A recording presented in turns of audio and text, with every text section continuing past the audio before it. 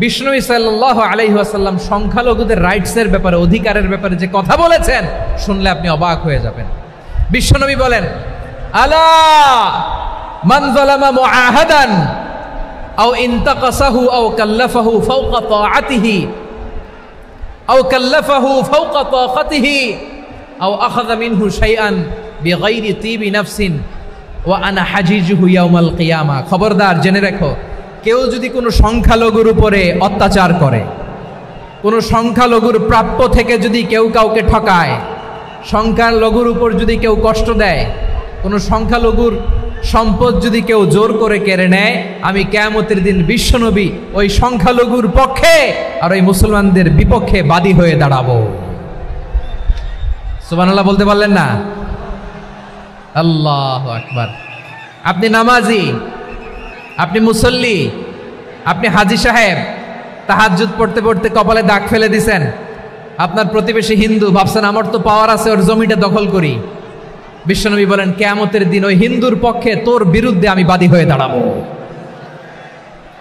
পৃথিবীর কোন ধর্মে এরকম স্টেটমেন্ট পাবেন? পাবেন? আপনি ভাবছেন আপনি নামাজ পড়লে, হাজী সাহেব কপালে দাগ ফেলায় দিলে আপনি সেলসেলায় জান্নাতে চলে যাবেন না? খবরদার। বিশ্বনবী বলেন, কোন সংখ্যালঘুর উপর যদি কেউ আক্রমণ করে, তার প্রাপ্য তাকে না দিয়ে যদি তাকে ঠকায়, তার উপর জুলুম করে, তার সম্পদ যদি কেড়ে নেয়, আমি নবী, তুমি মুসলিম হইতে পারো, মুসল্লি হইতে পারো, তার পক্ষে, তোমার বিপক্ষে আল্লাহর দরবারে বাদী হয়ে দাঁড়াবো। আচ্ছা লালমনিরহাটের ভাইরা, কথা বুঝতে পারলে আওয়াজ করে উত্তর দেন। বিশ্বনবী যদি কারো বিপক্ষে দাঁড়ায় কিয়ামতের দিন, আই রিপিট, আমি আবারও বলছি, বিশ্বনবী যদি কিয়ামতের দিন কারো বিপক্ষে দাঁড়ায়, ও তো সেলসেলায়া জান্নাতি, তাই না? জান্নাতি না? যে নবীর সুপারিশ ছাড়া জান্নাতের গেটও দেখা যাবে না, ওই নবী যদি বলে তোর বিপক্ষে আমি বাদী হয়ে দাঁড়াবো, ওই জান্নাতে আর ঢোকার কোনো সুযোগ আমাদের থাকবে?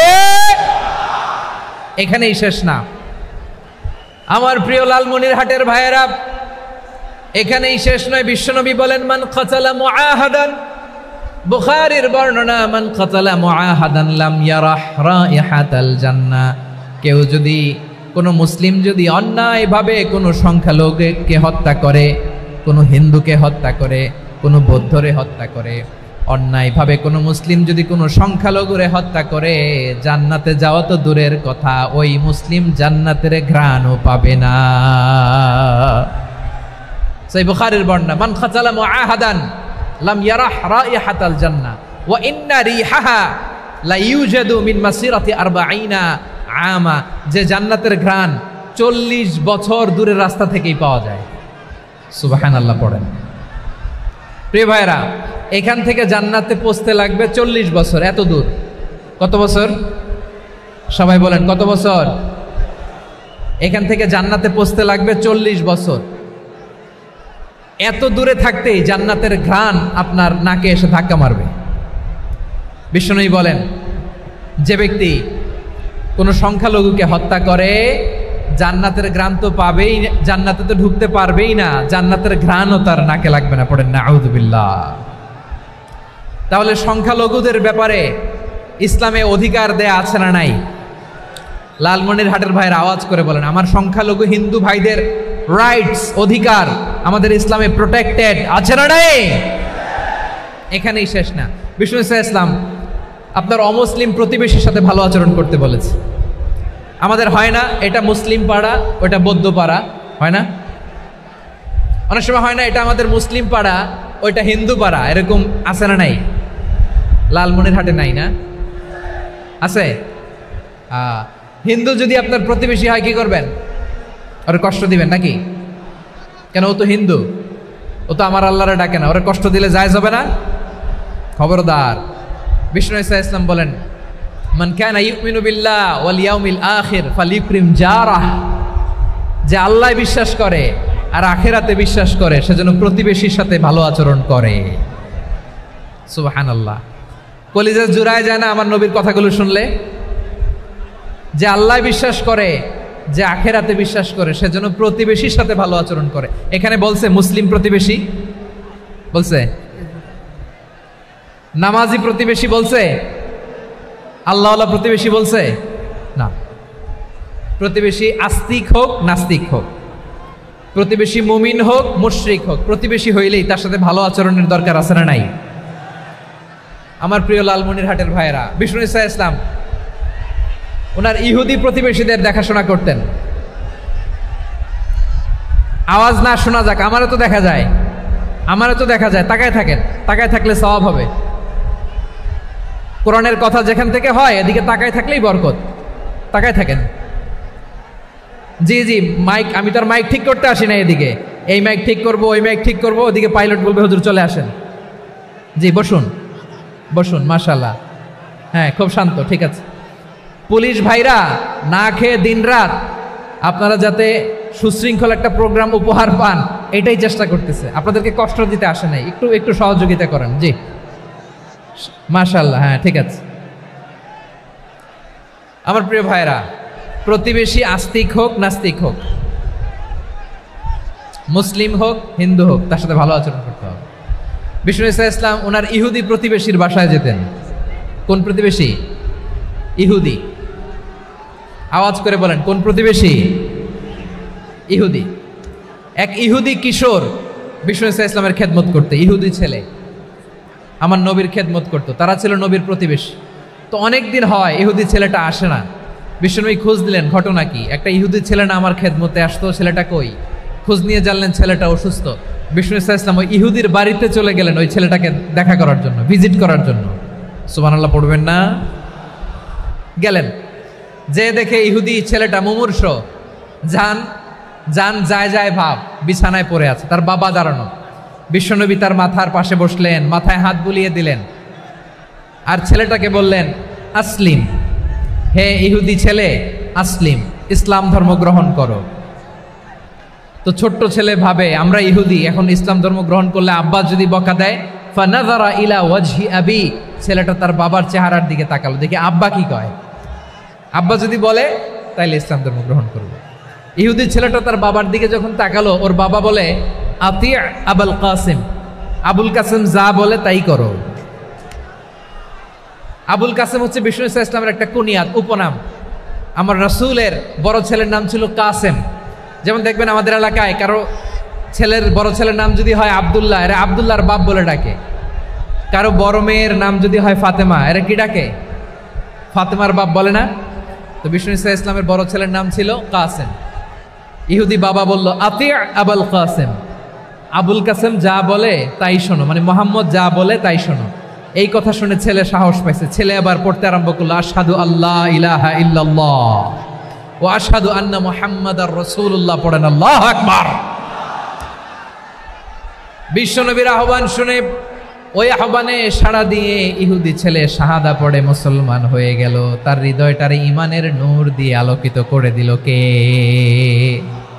প্রিয় ভাইরা, এবার রাসূল সাল্লাল্লাহু আলাইহি ওয়াসাল্লাম বের হয়ে আসলেন ঘর থেকে, আর বললেন আলহামদুলিল্লাহিল্লাযী আনকাযাহু মিনান নার, প্রশংসা সে আল্লাহর যে আল্লাহ জাহান্নামে চলে যাচ্ছিল প্রায় এমন একটা লোককে মুহূর্তের মধ্যে কালেমায়ে শাহাদাতের বদৌলতে জান্নাতি বানায় দিলেন। আওয়াজ করে পড়েন সুবহানাল্লাহ। এই হাদিস থেকে আমরা কি শিখলাম? What is the moral of the story? এক নম্বর স্টোরি হলো, প্রতিবেশী ইহুদি হোক হিন্দু হোক, যাবেন, সুসম্পর্ক রাখবেন, উপহার দিবেন, বিপদে পাশে দাঁড়াবেন, তাইলেই তো আপনাদের প্রতি, মুসলমানদের প্রতি তারা আকৃষ্ট হবে, ঠিক কিনা বলেন? আপনি যদি হিন্দুদের সাথে বৌদ্ধদের সাথে নাই মিশেন, নাস্তিকের কাছে নাই যান, তো ইসলামের সৌন্দর্যটা ওরা বুঝবে কেমনে? আমার অনেক হিন্দু পরিচিত ভাই আছে, ওরা আমাদের ইফতারির প্রোগ্রামে এসে একসাথে ইফতারি করে। অনেক মদখোর আমার সাথে বসে একসাথে ডিনার করে, হাফ প্যান্ট পরা, গলায় স্বর্ণের চেইন, হাতে স্বর্ণের ব্রেসলেট, আইসা আমার সাথে ডিনার করছে, আছে এরকম। গাঁজাখোর, আমি বলি আসো, welcome welcome to my dinner, আসো বসো। বসলেই তো আমি ওর ডিএনএ, চিন্তার ডিএনএ চেঞ্জ করে দেওয়ার সুযোগ পাবো, চিল্লায় বলো ঠিক কি না? আসতে হবে আমার কাছে। Hour door is open, the door of Islam is open 24/7। সব সময় আমাদের ইসলামের দরজা আমার অমুসলিম ভাইদের জন্য খোলা আছে না নাই? এই হাদিস থেকে দুইটা শিক্ষা। এক নম্বর শিক্ষা, প্রতিবেশী মুসলিম হোক অমুসলিম হোক, যান, অসুস্থ হইলে একটু আপেল নিয়ে যান, আঙ্গুর নিয়ে যান, কমলা নিয়ে যান, তাদের সাথে ভালো আচরণ করেন। ইসলামের বিউটি দেখে, সৌন্দর্য দেখে অবাক হবে, নসিব ভালো হলে কোনোদিন কালিমা পড়ে মুসলমান হয়ে যাবে। ঠিক কিনা বলেন? তাহলে অমুসলিমের সাথে ভালো সম্পর্ক। বিশ্বনবী ইহুদির বাড়িতে গেলেন, ইহুদির বাড়ি, আর আমার মুসলমান ভাই আমার কাফের বলে, এরকম আছে না নাই? মুসলিমরা দেখতে পারে না, সহ্য করতে পারে। বিশ্বনবী সাল্লাল্লাহু আলাইহি ওয়াসাল্লাম ইহুদির বাড়িতে গেলেন, এটা একটা শিক্ষা। আরেকটা শিক্ষা হলো, ভাইরা ধাক্কা মারে এসে সামনে এসে কি লাভ? প্রোগ্রাম তো শেষ হচ্ছে, এখনই শেষ হচ্ছে। তো এই যে আমাদের বকশি ভাই ওয়াদা নিল, হাত তোলালো, মিম বলে এত কথা বলল, তো আমি জেলায় জেলায় যেয়ে খালি হাত নাড়াই তোমাদের জন্য নাকি? হ্যাঁ, হাত নাড়াই শুধু। এই ধাক্কাইতে ধাক্কাইতে এদিকে এসে হাত নাড়াইতেছে, হয়েছে তো, দেখলাম তো, ঠিক আছে, মাশাআল্লাহ, অনেক সুশৃঙ্খল, অন্যান্য যে কোনো জেলার জন্য সুশৃঙ্খল। আমার দিকে তাকাও, আমার দিকে তাকাও, ঠিক আছে। এই যে দাঁড়িয়ে আছে, একটা ছেলে নড়ে না, দেখছেন? মাশাআল্লাহ, মাশাআল্লাহ, মাশাআল্লাহ। হ্যাঁ, এইভাবেই। আর কয়েকটা মজাদার কথা আছে, শোনো। এই হাদিস থেকে আমাদের শিক্ষা হলো, আমার প্রতিবেশী যেই ধর্মের হোক আমি সম্পর্ক রাখবো। অসুস্থ হলে যাব, কি বলেন ভাইরা? যাবেন না? যাবেন না আপনারা? আচ্ছা, 2 নম্বর শিক্ষা হলো, বিষ্ণু ইসা ইসলামের খাদেম ছিল ইহুদি, এতদিন খেদমত করলো, একদিনও বিশ্বনবী ওরা কালিমার দাওয়াত দেয় নাই। কারণ কি? বিশ্বনবী একটা ভালো সময়ের অপেক্ষা করতেছিলেন, প্রপার টাইমিং। দাঈর কাজ হচ্ছে দাঈ ইলাল্লাহ, সে হচ্ছে সুযোগ সন্ধানী। দাঈ সুযোগ খোঁজে, কখন দাওয়া দিলে ব্যাটে বলে হবে, ঝোপ বোঝে কোপ মারে, ঠিক কিনা বলেন? বিষ্ণু ইসলাম ভালো সময়ের অপেক্ষা করতেছিলেন, দেখি ভালো সময় আসুক আসুক আসুক আসুক। আস্তে আস্তে এমন সময় আসছে, ছেলে এবার মুমূর্ষ। অসুস্থ ব্যক্তির হৃদয় অত্যন্ত নরম থাকে।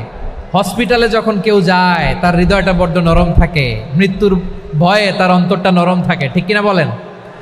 এই প্রপার টাইমিং এর অপেক্ষা করতেছিলেন। যখনই টাইমিং পেয়েছেন, দাওয়াত দিলেন, পড়ো লা ইলাহা ইল্লাল্লাহ, সুবহানাল্লাহ পড়েন সবাই।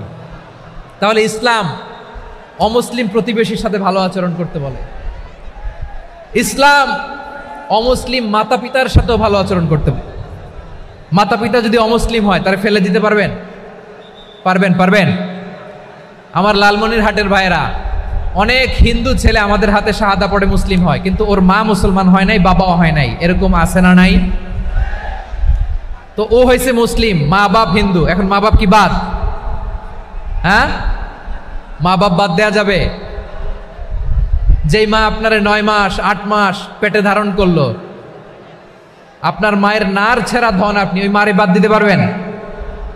যে মায়ের বুকের তাজা দুধ খেয়ে আপনি আজকে বাড়ন্ত তাজা তরতাজা, ওই মারে বাদ দেয়া যাবে? মায়ের এক ধারে দুধের দাম, কাটিয়া গায়ের চাম, পাপুষ বানাইলেও ঋণের শোধ হবে না, এমন দরদি ভাবে কেউ হবে না আমার মাহা গো। মায়ের এক ধারে দুধের দাম, কাটিয়া গায়ের চাম, পাপুষ বানাইলেও ঋণের শোধ হবে না, এমন দরদি ভাবে কেউ হবে না আমার মাহা গো, ঠিক কিনা? মাকে তো বাদ দেয়া যায় না। وَقَضَى رَبُّكَ أَلَّا تَعْبُدُوا إِلَّا إِيَّاهُ وَبِالْوَالِدَيْنِ إِحْسَانًا।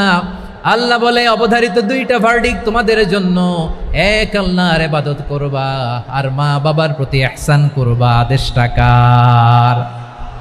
মা বাবার প্রতি ইহসান করতে হবে। আমার মা হিন্দু হোক, ভালো আচরণ করতে হবে, বৌদ্ধ হোক, ভালো আচরণ করতে হবে। আমার যে সমস্ত হিন্দু ভাইয়েরা মুসলিম হয়েছ, তোমাদের মা বাবা এখনো মুসলমান হয় নাই, তাদের সাথে ভালো আচরণ করতে হবে। আপনাদের খেদমত নিজে করতে হবে, অথবা খেদমতের ব্যবস্থা করাই দিতে হবে। মান্থলি যে খরচ লাগে এটা দিতে হবে।